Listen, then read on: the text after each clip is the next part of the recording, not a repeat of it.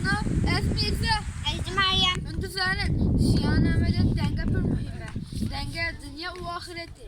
Denge mal mektebi. Bir mühime.